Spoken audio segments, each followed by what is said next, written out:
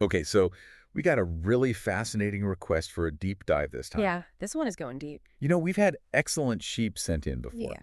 but this request is a little bit different. Yeah, for sure. It seems like what you're really curious about Mm-hmm. is not just, what Durensevitz has to say about elite education and its problems, Right. but you're asking the bigger question Mm-hmm. about Yeah. how it all plays out, in the real world. Mm-hmm. Like, what's the impact, not just on these individual students who go through this whole system, Right. but on, like, the shape of society itself? Yeah, I mean, that's kind of the underlying current through the whole book, right? It's Right, not right. just, a critique of the Ivy League or something. Right. It's about how these institutions Mm. are shaping the people who are shaping Yeah. our world in a lot of ways. Right, and that's a big deal. Huge. Yeah. So that's what we're going to try to unpack in this deep dive. Okay, so first things first. Yeah. Durensevitz talks a lot about this idea of students, Mhm. going to college like sleepwalkers. Yeah.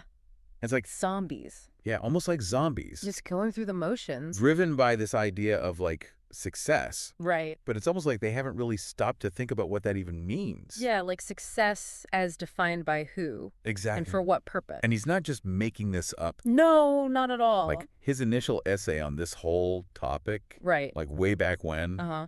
went super viral. It really hit a nerve. It totally did. Like people were sharing it all over the place. Yeah. And it wasn't just, academics. Yeah. It was students, Uh-huh. recent grads, Yeah. people who had gone through this system. And come out the other side feeling like, Like something was missing. Like they'd achieved all these things, but they Yeah. weren't really sure why. or even if it was what they actually wanted. Exactly. So we're not talking about a few isolated cases here. No. This seems to be like a pretty widespread, A systemic. Yeah. a systemic thing. Yeah. And just to be clear, Yeah. when he talks about elite, Mm-hmm. he's not using it as like a political, No. like a slur or anything. No, he's very specific about this. Yeah. He's talking about the folks who've gone to these highly selective colleges Right? and who are now in positions of power and influence in our society. Yeah, like they're running things. They are running things. Okay, so we've got these students Mhm. arriving at these top-tier schools, Yeah. and Durensevitz paints this picture of Yeah. a pretty lonely experience. Yeah, he quotes one Yale student who says something like, Yeah. people here simply don't have time for real relationships. That's intense. Right. I mean, Like, that's pretty stark. yeah, you think of college as like this time for, Mm-hmm. forming those bonds. Yeah, making friends. Yeah, having all those late night conversations. Uh-huh. But he's saying He's saying it's different in these environments. it's different. It's like everyone is so busy building their resumes, Yeah. chasing achievements, Right. that there's no space left for. Like genuine connection. Exactly. And he even has these anecdotes. Yeah, like the one about students at Harvard and Yale Yeah. who barely know their own suite mates. It's wild. Okay. Like they're living in the same space, Uh-huh. but they're basically ships passing in the night. Because they're so busy with everything else. It's almost like a, A competition, or like a a race to the top. to the top. And even something as simple as going to a movie Yeah. is seen as like this big event. This luxury. Yeah, like, oh my gosh, we have time to go to a movie. It's so strange. It's a different world. Yeah. And it's not just friendships. Right. Even romantic relationships can get kind of, Transactional. yeah, transactional is a good word. Like he talks about hookup culture, Mm-hmm. friends with benefits. Yeah. Even these like college marriages Right, yeah. where it's like all about career advancement. Yeah, and there's this quote from a student who basically says that Yeah. she's deliberately structured her life to avoid. Meaningful relationship? Exactly. Because everyone she's interested in is just too focused on their careers. It's like they're all playing a game. Uh-huh. And the rules of the game say that relationships are a distraction, A liability a liability. Yeah. Okay. So Yeah. we're getting this picture of, of a lot of pressure Yeah, and yeah. a lot of isolation. and it makes you wonder, Mm-hmm. like, what's happening to these students internally? Yeah, Like, what are they actually learning about themselves? that's the big question. And Dzerezewicz's argument Uh-huh. is that they're not being taught to identify their passions. Yeah, he uses this phrase, passion Yeah. for success. Right. That's the only passion they really know. And it's interesting because Yeah. you hear all the time, like, follow your passion. But in these environments, It's almost like passion has been replaced by ambition. by ambition. Yeah. So you've got these incredibly talented students Mm-hmm. working so hard, Yeah. achieving so much. By all the external measures, Right. grades, test scores, Yeah. awards. But inside, there's Mhm. this sense of emptiness. Yeah, like a void. Like, what am I actually doing all of this for? Exact. It's a really unsettling paradox. It is. And he quotes this Cornell student Yeah. who's basically saying, I'm Mhm. not happy. I don't know what I'm doing. I don't know what I want. I don't even know if I like what I'm supposed to be working towards. It's a pretty bleak assessment It is coming from someone who's supposed to be, at the top of their game. yeah, the cream of the crop. But what's really interesting Yeah. is that these students are also very good at hiding this. Yeah. They become masters of disguise. Like they've got the perfect facade. Uh-huh. They know how to present themselves as Happy. high achieving. And they're so convincing Mm-hmm. that it makes it even harder for the adults around them Yeah. to see that anything's wrong. Like parents, teachers, Oh. advisors. Yeah, they're all fooled Get fooled. by this expertly crafted performance. So it's like the high GPA Mhm. becomes this shield, A defense mechanism. like defense mechanism. Yeah. And he also talks about the decline of Of what? those like late night bull sessions, Oh, yeah. those spontaneous conversations that you always imagine happening in college dorms. Yeah, where ideas are bouncing around. Yeah. People are challenging each other. Yeah, you're staying up all night talking Uh-huh. about the meaning of life, The big questions. the big questions. But Derezovich is saying that those spaces are shrinking Shrink. because there's just no time. No talk. Everyone's too busy with Extracurriculars. internships. Yeah, the resume building never stops. It's like they're always on. Uh-huh. And he even mentions this Princeton senior Yeah. who says he feels smarter during the summer. Like when he's away from the pressure cooker of the academic year. It's crazy. And there's this one anecdote Oh, yeah. Tell me about this one. about this Yale student Uh-huh. who basically admits to To what? faking being well-read. Oh, wow. Like he skims summaries. Yeah. He reads reviews. But he doesn't actually read the books. because it's more important to be able to talk about them Right. Like the appearance of knowledge is more valuable than actual knowledge. than actual knowledge. It's all about social currency. It's wild. Yeah, it really makes you think about what's being prioritized. And I mean, he does say that there are There are what? like these exceptions, Yeah. the seekers, The thinker. the passionate weirdos. Yeah, those people exist. But they're often seen as Outliers. outliers, like they Okay. don't quite fit in. Because the pressure to conform is so strong. So strong. Yeah. It's like there's this mold, Uh-huh. and if you don't fit, You're going to have a hard time. you're going to have a hard time. Yeah. So this brings us to this idea of Of what? merit. Yeah. Like, what does it even mean to be meritorious in this context? Right, because that's the whole justification for the system, right? Yeah. It's a meritocracy. The best and the brightest. Yeah. But Derezovich is pushing back on that. He's saying it's not as simple as it seems. Yeah. Because growing up in these elite environments, Uh-huh.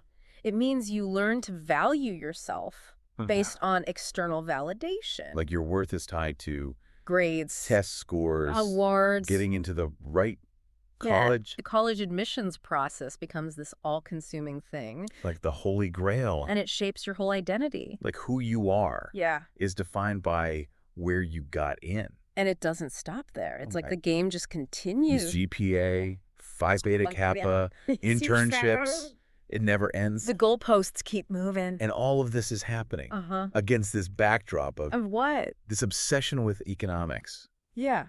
Economics is the new hotness It's become the most popular major. at all these top schools. Yeah, like Harvard, Scope Williams, focuses. Middlebury. It's crazy. And it's not hard to see why. Right. It's seen as the path to Well, power. security. Yeah. It's all about practicality. Uh-huh. Like, what can I study that will get me a job? A high-paying job. A high-paying job. Right. And it's ironic because Yeah. these students are constantly told Uh-huh. that they can be anything they want. You can change the world. The sky's the limit But then they all end up, in the same few careers. yeah, finance, consulting, law, It's like this narrow funnel. a pipeline. Yeah. And even the ones who talk about social impact or Right. entrepreneurship, They're still operating within a very specific definition of success. Yeah. It's still about affluence, Credentials. prestige.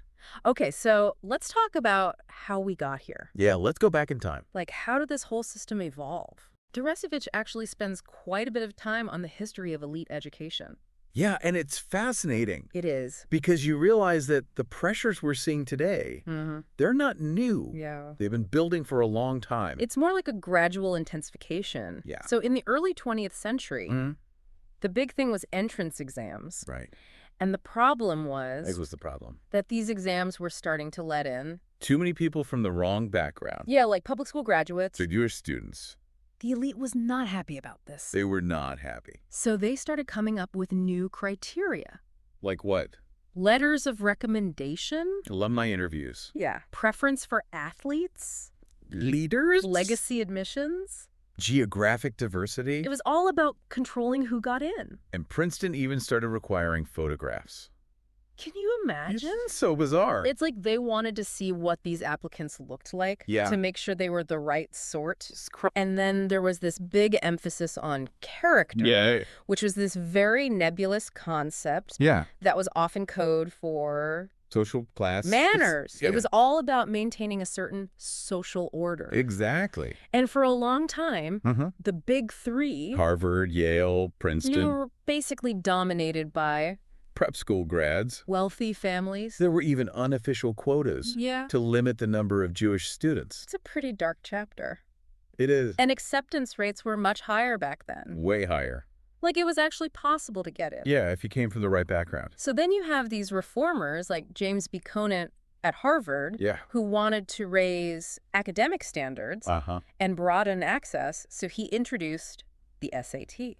The great equalizer. Right. In theory, at least. In theory. Because in practice, Yeah. it ended up creating a whole new set of problems. Yeah. But that's a conversation for another time. Right. But the point is, That Conant was trying to make the system more meritocratic. more meritocratic. Yeah. But then you have someone like Kingman Brewster at Yale Yeah. who comes along and says, okay, we need academic excellence. We also need the right kind of people. Exactly. So it becomes this double bind. You have to be both brilliant and well-connected. You have to be both. Yeah. And Deresiewicz argues that since the mid-1960s, Uh-huh. things have gotten even worse. Yeah. In terms of pressure, Competition, the stakes are just so much higher now. acceptance rates have plummeted.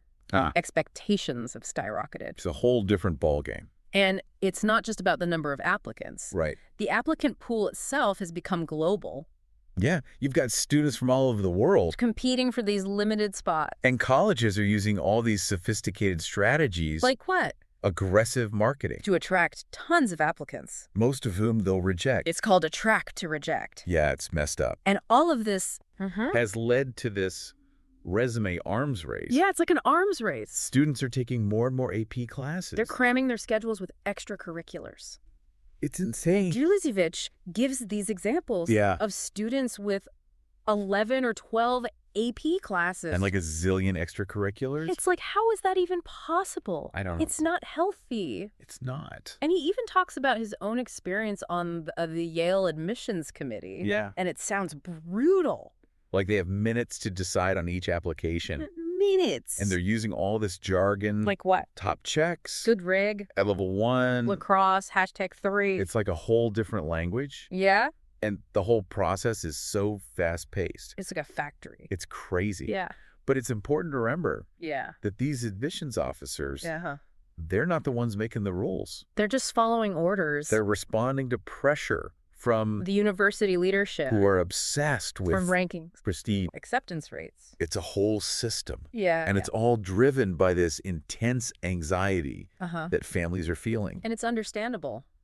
It is. Social mobility is harder. Global competition is fierce. A college degree is seen as essential. It's like a life or death situation. And so parents are Freaking out. freaking out. Yeah. And Deresiewicz says this leads to, The infantilization of kids yeah, in 2 ways. what are they? Helicopter parenting Yeah.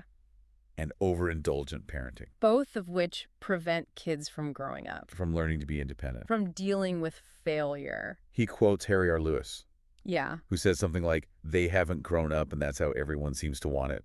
It's crazy. It's like we're keeping our kids in these little bubbles. Protected from the real world. And Yeah. it's not doing them any favors. No. Because eventually they have to leave the bubble. And when they do, They're not prepared. and it's not just about independence. Right. It's about how children are seen. As extensions of their parents. Like Yeah. their achievements are the parents' achievements. Their failures are the parents' failures. It's all intertwined. And Deresievich makes this really important distinction between feeling valued and feeling valuable, like being valued for who you are as a person versus being valuable for what you accomplish. for your achievements. Yeah. And in these elite environments. It's all about feeling valuable. And that's a problem. It's a huge problem. Because it creates this conditional sense of self-worth. Yeah. And it's driven by all these pressures.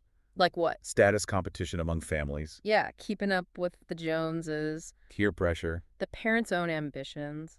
This idea of family branding. Like your kid getting into Harvard is a reflection on you. It's a status symbol. Yeah. And he has all these stories. Oh, yeah, the anecdotes are wild. About parents dictating career paths. Threatening to withdraw tuition. Pushing their kids towards elite schools for their own reasons. It's like the kids are pawns in this game. And he points out that kids aren't stupid. They see through it. They know when their parents aren't being genuine. Yeah. Like when they say they'll be proud no matter what. Mm-hmm. But their actions say something different. And he uses Amy Chua's Battle Hymn of the Tiger Mother as like the extreme example of this. The tiger mom. Yeah. Who's all about achievement. No matter the cause. Even if her kids are miserable. And it's interesting because he talks about how teachers in these elite high schools, they see what's going on. They recognize the unhealthy pressure. But they feel powerless to do anything. Yeah, because the parents are the ones calling the shots. They're the ones paying the tuition.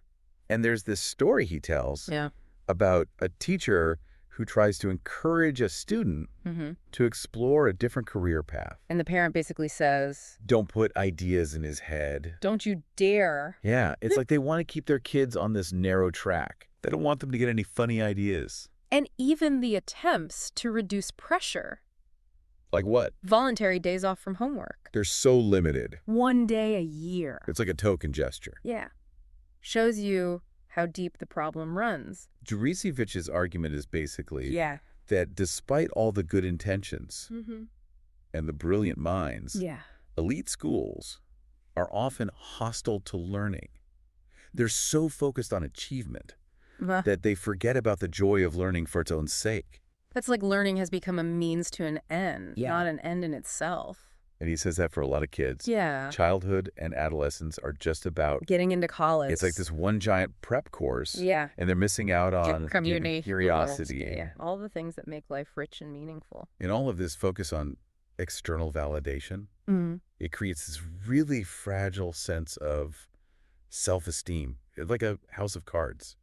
That can collapse with the slightest breeze. And he gives these examples of students having these extreme reactions to perceived failures. Like getting a B on a test. Not getting into the right internship. It's like the world is ending. Yeah. Because their whole sense of self-worth is tied to these external markers. And it's not their fault. No. They've been trained this way. They've been conditioned to believe that their worth is based on their achievements. And so they develop this false self where they're constantly trying to please others. Meet expectations. Just to fit in. And they lose sight of who they really are. Yeah. It's a really sad thing. It is. And he critiques the system Yeah. for rewarding the joiners, the climbers, the manipulators. They're people who know how to play the game. And punishing those who don't. Yeah, the ones who are too independent. Too creative. Too unconventional. And so you end up with this vast regimentation of youth. Yeah. Where everyone's trying to be the same. Okay, so let's talk about college itself.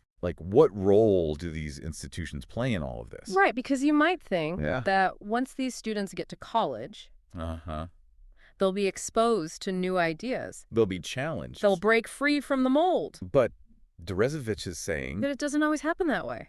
It doesn't. Colleges often do very little to disrupt the patterns that students bring with them from high school. It's like more of the same? Yeah, just at a higher level. He talks about this shift. From what to what? From a more structured curriculum to one that's more focused on electives. Majors. Yeah.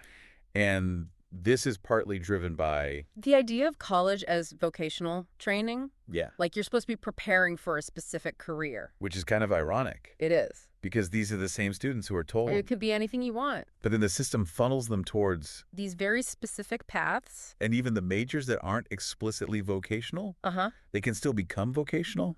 How? Because of the way they're taught. Like, they're focused on Skills, rhetoric. Yeah. The things you need to succeed in. Business. Long, Dance. but not necessarily the things you need to... Live a good life. Yeah. To grapple with the big questions. And he even draws this contrast. With what? With religious colleges. Oh, yeah? Which he says often do a better job of. Of addressing the spiritual and ethical dimensions. Yeah. Because they're not afraid to talk about meaning and purpose. And he describes this kind of mutual non-aggression pact. Oh, yeah. Between professors and students. Where the expectations are surprisingly low. Yeah. Like everyone's just going through the motions. And he uses James Franco as an example. Yeah. Who was enrolled in like 1 million graduate programs at once. It's like a reductio ad absurdum. It is. Like if James Franco can do it, then the standards must not be very high. Yeah. And he talks about this big shift in how colleges think about students. Like they've become customers. Yeah. It's a consumer market model. And this is partly driven by enrollment declines in the 1980s. Changes in funding. The rise of rankings. Yeah. Like U.S. News and World Report. Which has become this all-powerful force. It's crazy. Colleges are terrified of getting a bad ranking. So they're doing everything they can to climb the ladder. They're manipulating statistics. They're shifting financial aid towards merit-based scholarships. Which often means